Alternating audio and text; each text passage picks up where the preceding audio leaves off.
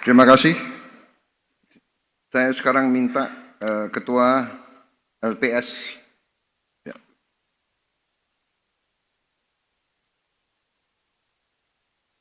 Karena waktu tadi sudah banyak diambil Ketua dan Anda hanya punya 2,5 menit. Enggak. It's only a joke, kan boleh kan? 5 menit boleh Pak? Ya 5,5 lah. Oke Pak. Izin Bapak Presiden. Assalamualaikum warahmatullahi wabarakatuh. Yang terhormat, Salam yang terhormat, sejahtera enggak usah yang terhormat lagi. Langsung aja. Iya Pak, lanjut Pak. Jadi hadirin sekalian, kalau udah banyak ekonom presentasi, ekonom yang terakhir pasti keadaannya konyol. Karena semua bahan sudah dipresentasikan. Tapi saya akan coba melihat dari angle yang berbeda. Saya di LPS, saya concern terhadap prospek ekonomi kita ke depan. Karena kalau ekonominya memburuk, maka saya ke depannya akan kerja lebih keras. Jadi saya monitor terus kondisi ekonomi, dan triwulan keempat tahun lalu, saya sempat terkejut. Karena kondisi sepertinya memburuk. Kalau kita penjualan mobil, penjualan motor negatif, terus penjualan retail juga kontraksi, semen kontraksi, PMI manufacturing turun ke level di bawah 50. Saya pikir 2025 kita akan susah. Laju pertumbuhan dana pihak ketiga juga turun ke 4,5%. Untuk saya mengkhawatirkan karena income LPS akan turun. Tapi untungnya di bulan Januari tiba-tiba pertumbuhan DPK positif 5,5 menuju 6%, menuju level normal lagi. Jadi ada pembalikan di sana. Saya jadi concern, curious, apakah ini terjadi di across the board. Saya lihat penjualan otomotif sudah mulai positif tuh. Di bulan Februari 4% untuk sepeda motor, mobil 2,2%. Jadi ada pembalikan arah ekonomi. Kita lihat lagi retail juga yang gambar yang tengah, atas itu sudah mulai positif tumbuhnya. Kita lihat lagi penjualan semen juga di bulan Januari Februari sudah positif pertumbuhannya. Semen ini ada hubungannya dengan investasi. Jadi sepertinya dari sisi demand ada pembalikan arah ekonomi, menunjukkan kayaknya baik-baik aja. Saya lihat lagi gimana kalau kita lihat dari sisi pedagang atau supplier. Kita lihat indeks PMI manufacturing, Purchasing Manufacturing Index. Itu di bulan awal tahun tuh tiba-tiba loncat ke positif. Februari tinggi, Maret agak turun sedikit, tapi masih levelnya tinggi 52,4. Artinya mereka atau para pengusaha, para manufacturer melihat ke depan kayaknya mereka melihat demand-nya tinggi sehingga mereka meningkatkan belanjanya. Ini kan tanda-tanda suatu ekonomi yang berbalik. Tadinya di akhir triwulan lalu, mungkin paruh tahun lalu, keadaan memburuk semua. Sehingga timbullah image seolah-olah kita sedang menuju kegelapan dan lain-lain. Ternyata di awal tahun sekarang sudah berbalik ke arah yang positif. Ini saya bilang ekonomi Indonesia bottoming out. Kalau orang di pasar modal suka itu pasti. Kalau bottoming out saatnya masuk. Sebelumnya. Kita lihat juga sebelumnya, masih 2. Sebelumnya kita lihat juga indeks kepercayaan konsumen. Masih yang sebelumnya. Yang kiri atas itu, Anda lihat di bulan Februari naik positif, yang tengah tuh kiri atas sana naik ke 100, di atas 100. Ini setelah bertahun-tahun indeks kepercayaan konsumen itu naik ke atas 100, artinya konsumen kita amat atau optimistik tentang kondisi ekonomi mereka. Dan otomatis mereka akan belanja lebih ke depan. Di bulan Maret agak turun sedikit, tapi masih di atas 100. Cukup baik sekali. Ini adalah gambaran masyarakat kita terhadap apa yang terjadi di ekonomi. Ini survei ini kita lakukan kepada 1.700 kepala keluarga, face-to-face interview di kota, di pinggir kota, di kampung-kampung, di 10 provinsi di Indonesia. Ini kita sudah lakukan berpuluh-puluh tahun sehingga kita yakin hasilnya menggambarkan apa yang digambarkan oleh masyarakat. Jadi supply, demand, masyarakat bilang semuanya membaik. Next. Yang jadi pertanyaan adalah, apakah perbaikannya akan sebentar atau langsung? Nah, kita di LPS mengembangkan suatu indeks yang disebut Leading Economy Index. Itulah indeks yang menggambarkan arah ekonomi 6-12 bulan ke depan. Jadi itu adalah bola kristalnya ekonomi Indonesia. Biasanya nggak pernah salah. Itu gambarnya yang merah tuh. Ini di 2020 turun ke bawah, setelah itu naik ke atas. Sekarang juga trennya naik ke atas. Artinya dari sekarang ini bulan Maret ke depan sampai tahun depan, ekonomi kita akan terus ekspansi. Ada yang bilang sekarang seperti 97-98. Anda lihat tuh 98 tuh merah turun dalam, 2008 juga turun dalam, 2020 turun dalam. Artinya ekonominya ada tekanan. Tapi sekarang merahnya naik terus ke atas. Artinya ekonomi kita akan ekspansi terus. Kalau Anda lihat turun-turunnya itu sekitar 10 tahun sekali. Kita mulai ekspansi mulai lagi tahun 2020 harus sampai 2030 kita masih aman. Kalau saya plot,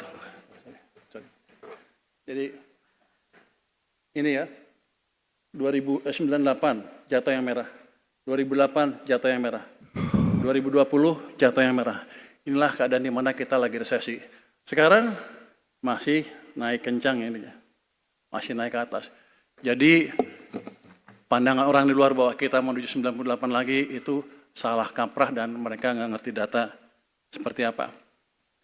Dan kalau saya plot dengan IHSG, yang hijau ya, IHSG itu yang hijau, gerakannya tuh searah. Ketika yang merah jatuh, ya IHSG juga jatuh. Ketika leading naik, ya IHSG juga naik.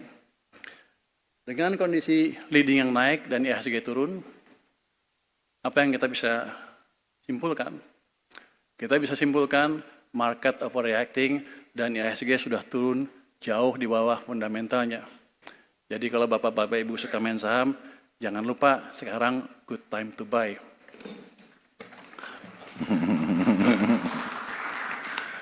Next ya, berikutnya.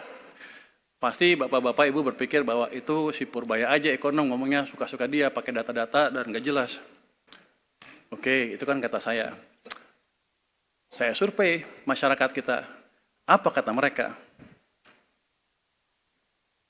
Tadi dari indeks kita, ini survei yang sama ya. IKK naik cukup kencang ke atas. Artinya masyarakat puas terhadap ekonomi. Tapi gimana tentang program-program pemerintah? Apakah mereka merasakan? Dari survei yang sama, kita buat indeks yang disebut indeks kepercayaan konsumen terhadap pemerintah, IKKP yang warna hijau ini. Itu sebetulnya indeks kepercayaan kita bilangnya ke pemerintah, tapi sebenarnya Pak Presiden itu kepercayaan kepada Pak Presiden. Kita sudah survei ini 25 tahun lebih, kita sudah bisa kalibrasi, kalau indeksnya di bawah 100, yang hijau ya, masyarakat nggak suka ke presidennya. Di bawah 90 akan banyak demo, di bawah 85 demonya akan ramai dan mungkin terjadi pergantian kekuasaan. Tapi sekarang, saya pikir tadi juga akan jatuh tuh. Karena saya terkontaminasi TikTok, Instagram, beritanya negatif terus. Saya pikir, rakyat nggak suka sama presiden. Tapi setelah saya baca surveinya, kelihatan sekali, di akhir tahun 2024 dan sampai sekarang, itu indeksnya naik ke level yang tertinggi. Di level yang tertinggi, sepanjang survei ini dijalankan. Jadi artinya apa? Artinya masyarakat amat puas dengan kinerja Bapak Presiden Prabowo, Pak.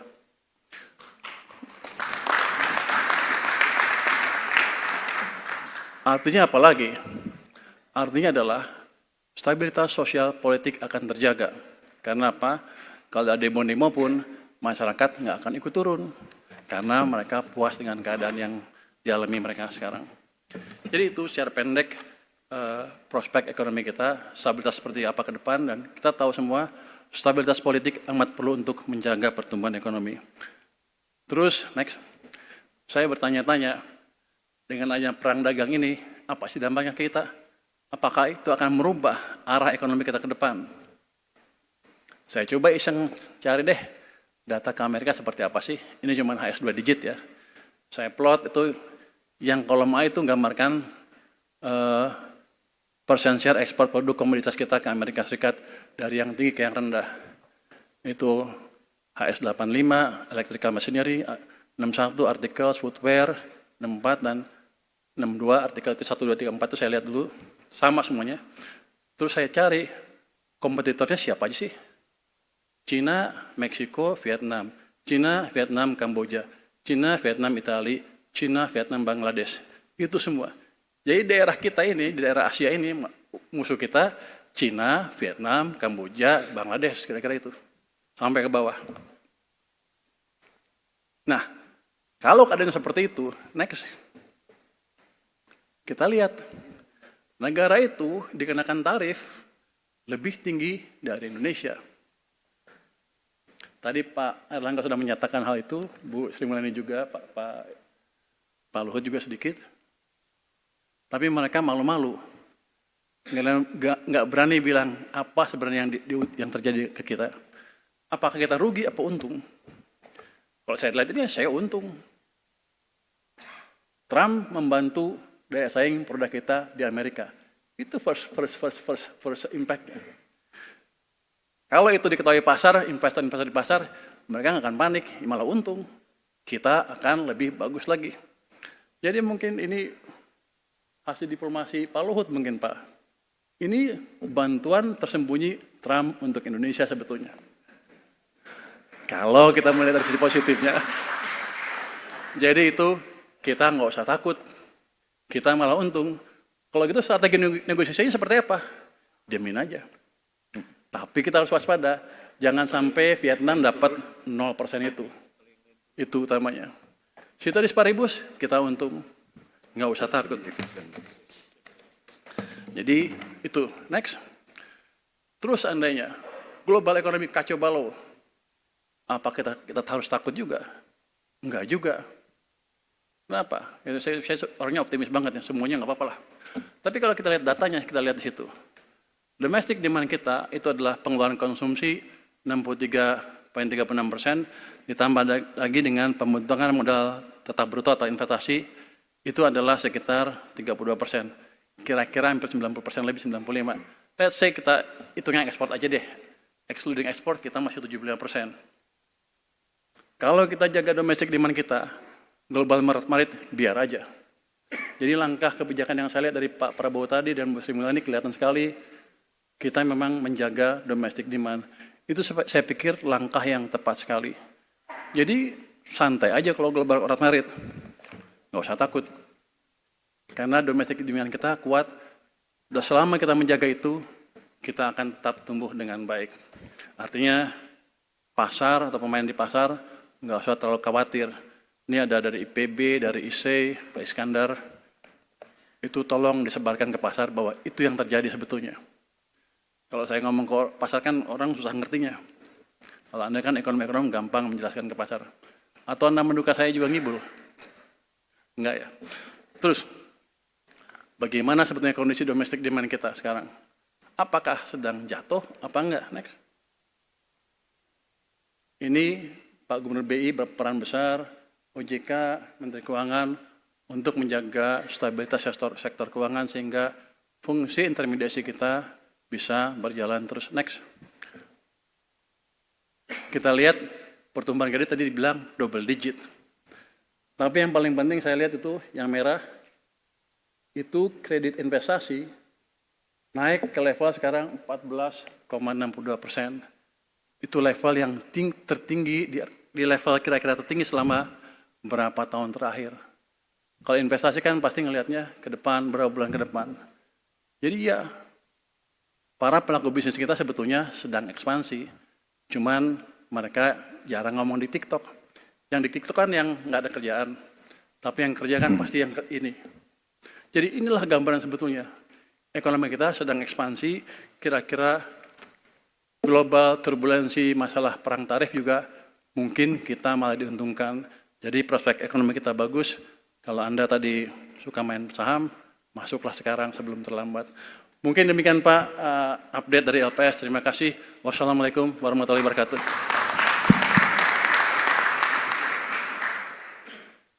Baik, yang terakhir saya minta Menteri Sosial untuk menyampaikan pengeluaran-pengeluaran kita dan strategi kita di bidang perlindungan sosial. Saya kira ini juga yang disebut tadi oleh Pak Purbaya ya, dan juga bahwa kita menjaga konsumsi domestik kita juga menjaga kekuatan ekonomi dalam negeri kita. Jadi masalah perlindungan sosial ini adalah sesuatu langkah yang sangat penting untuk memperkuat kekuatan ekonomi dalam negeri.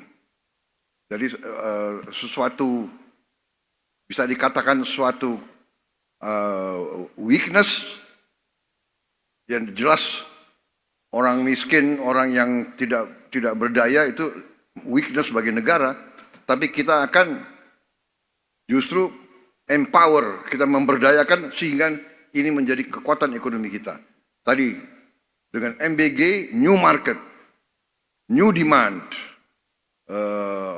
guaranteed offtake. Jadi ini uang yang sekian itu akan beredar di dalam negeri. Yang selama ini banyak kekayaan kita dibawa keluar, sekarang akan beredar di dalam negeri. Saya persilakan Menteri Sosial secara ringkas. 3,5 menit.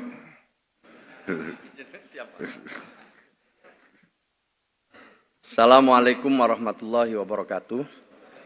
Selamat sore dan